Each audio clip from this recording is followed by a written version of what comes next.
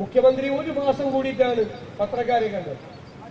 മുഖ്യമന്ത്രി ചെയ്തത് PV അൻവറിനെ മുന്നിൽ നിർത്തി മുഖ്യമന്ത്രിക്കെതിരായി പണനീക്കം നടത്തുന്ന CPM നേതാക്കൾക്ക് മറുപടി കൊടുക്കുകയാണ് അറേഞ്ച് ചെയ്തു. അത് ചെയ്തിട്ടുണ്ട്. അവർ തമ്മിൽ അടിച്ചോളി, ഞങ്ങൾക്ക് യാതൊരു വിരോധമില്ല. അവരുടെ ആഭ്യന്തര കാര്യത്തിൽ ഞങ്ങൾ ഇടപെടുന്നില്ല. പക്ഷെ ഞങ്ങളെ അത്ഭുതപ്പെടുത്തുന്നത് 10-20 ദിവസമായി ഒരാൾ വന്ന് പത്രസമ്മേളനം നടത്തി മുഖ്യമന്ത്രിയുടെ ഓഫീസിനെ ഇതുപോലെ പറഞ്ഞിട്ട് ഒരനക്കമില്ലല്ലോ. ഇപ്പൊ അവസാനം അയാളോട് അഭ്യർത്ഥന, ഇതൊന്ന് അവസാനിപ്പിക്കണം, അങ്ങ് ഈ പത്രസമ്മേളനത്തിൽ നിന്ന് പിന്മാറണം. യുവേഴ്സ് ഒബീഡിയന്റ്ലി CPM സംസ്ഥാന സെക്രട്ടേറിയറ്റിന്റെ റിക്വസ്റ്റാണ്. ഭരണകക്ഷി MLA അവൻ പറഞ്ഞ് ഞാൻ ആലോചിക്കാം. ഇന്നലെ വനം വകുപ്പ് മന്ത്രിയെ സ്റ്റേജിലിരുത്തിക്കൊണ്ട് ആ MLA രൂക്ഷമായ ആക്രമണം ഉന്നയിച്ചു. അപ്പൊ CPM എന്ന് പറയുന്നത് പഴയ CPM ഒന്നല്ല, അത് ജീർണതയിലാണ്. CPM. എന്നോടൊരു മുതിർന്ന CPM നേതാവ് പറഞ്ഞത്, ഞങ്ങളുടെ ജില്ലാ കമ്മിറ്റി, ഏരിയ കമ്മിറ്റിയൊക്കെ വലിയ ഓഫീസാണ്. എല്ലാവരും രാവിലെ 10 മണിക്ക് ചർച്ച തുടങ്ങും. ഏതാ? Land mafia, real estate mafia, കോഴിക്കാര്, എല്ലാ ഷെയ്ഡി ഏർപ്പാട് നാട്ടിൽ നടത്തുന്ന എല്ലാവന്മാരെയുള്ള ചർച്ചയാണ്. മുകളിലല്ലേ ചെയ്യുന്നത്, അപ്പൊ താഴെ സ്വീകരിക്കാൻ പറ്റുക. എറണാകുളത്തെ വളരെ ലീഡിംഗ് ആയിട്ടുള്ളൊരു റിയൽ എസ്റ്റേറ്റ് ബ്രോക്കർ എന്നോട് പറഞ്ഞു, ഓ നിങ്ങളുടെയൊക്കെ കാലത്ത് എന്ത് പാടായിരുന്നു. എനിക്ക് എന്ത് പറ്റി? അപ്പൊ ഒരു സ്ഥലം നിലത്തണമെങ്കിൽ എന്ത് എളുപ്പം. ഇപ്പൊ ആ ഏരിയയിൽ പോയി പറഞ്ഞാൽ മതി, അപ്പൊ തന്നെ അവിടെ ഒരു ചുവന്ന കൊടി കുത്തും. അപ്പൊ സമാധാനമാവും. എന്താ? ചുവന്ന കൊടി കുത്തിയ ഇൻവിറ്റേഷനാണ്, നെഗോസിയേഷന് വേണ്ടിയിട്ടുള്ള ഇൻവിറ്റേഷനാണ്. പോയി സംസാരിച്ചാൽ മതി, സെറ്റിലാക്കും. പിന്നെ എത്ര ഏക്കറുണ്ട്? ഒരു 10 ഏക്കറുണ്ട്. ചുമ്മാ 10 ഏക്കർ 22 സെന്റ് ഉണ്ട്. ഇവൻ കണക്കെടുത്തിട്ടാ വന്നത്. കാരണം ഓരോ സെന്റിനും പൈസയാണ്. അപ്പൊ 10 ഏക്കറായിട്ട് കൊട്ടക്കണക്ക് പറഞ്ഞാൽ കാര്യമില്ല. ഓരോ സെന്റിനും പൈസ മേടിക്കും കണക്ക്. 10 ഏക്കർ 22 സെന്റും പറഞ്ഞു. പിന്നെ പറയാ കാശ് മേടിച്ചാ സാറേ ഒരു കുഴപ്പമില്ല, ഒരു ഗുണ്ടകളും വരില്ല, ഒരു പോലീസും വരില്ല, ഒരു വില്ലേജ് ഓഫീസറും വരില്ല, ഓരോരുത്തരും വരില്ല. അത് മണ്ണിട്ട് നികത്തുന്നത് വരെ കംപ്ലീറ്റ് പാർട്ടി നോക്കിക്കൊണ്ട്. എന്തൊരു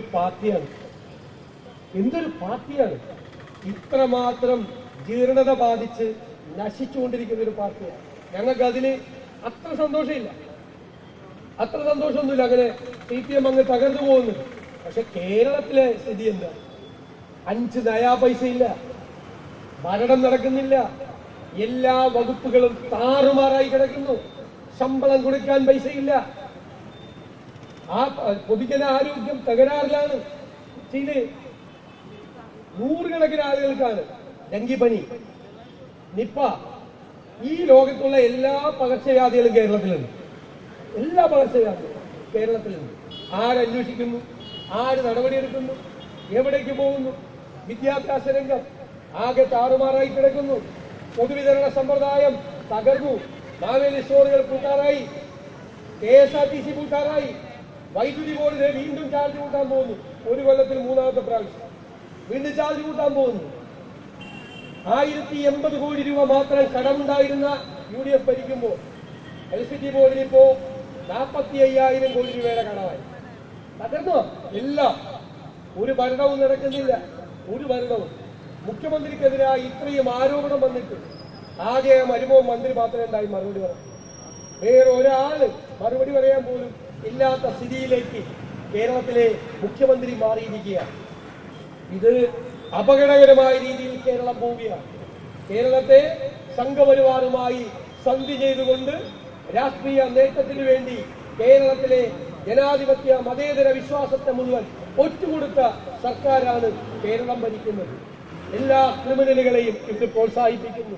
സ്വർണ്ണക്കള്ളക്കടത്ത്, സ്വർണം പൊട്ടിക്കൽ, മയക്കുമരുന്ന്, ലാൻഡ് മാഫിയ, ഈ നാട്ടിൽ എല്ലാ വൃത്തികേടുകൾക്കും കൊടപിടിച്ചു കൊടുക്കുന്ന പ്രസ്ഥാനമായി CPM-ഉം അവർക്ക് എല്ലാ സപ്പോർട്ടും നൽകുന്ന ഗവൺമെന്റായി പിണറായി സർക്കാരും മാറിയിരിക്കുന്നു. അതുകൊണ്ടാണ് മുഖ്യമന്ത്രി രാജിവെക്കണം എന്ന നിലപാടുമായി ഇന്ത്യൻ നാഷണൽ കോൺഗ്രസും ഐക്യ ജനാധിപത്യ മുന്നണിയും സമരമുഖത്ത് ഇറങ്ങിയിരിക്കുന്നത്. ഈ പൂരം കലക്കി BJPക്ക് ജയിക്കാനുള്ള അന്തരീക്ഷം ഉണ്ടാക്കിയതിനെ കുറിച്ച് ജുഡീഷ്യൽ അന്വേഷണം നടത്തണം എന്നാണ് UDF-ന്റെയും കോൺഗ്രസിന്റെയും ആവശ്യം. അത് നടപ്പാകണം എന്ന് ആവശ്യപ്പെട്ടുകൊണ്ടാണ് ഇന്ന് കേരളത്തിലെ 286 ബ്ലോക്ക് ആസ്ഥാനങ്ങളിലും ഇന്ത്യൻ നാഷണൽ കോൺഗ്രസിന്റെ നേതൃത്വത്തിൽ ഈ പ്രതിഷേധ സംഗമം സംഘടിപ്പിച്ചിരിക്കുന്നു.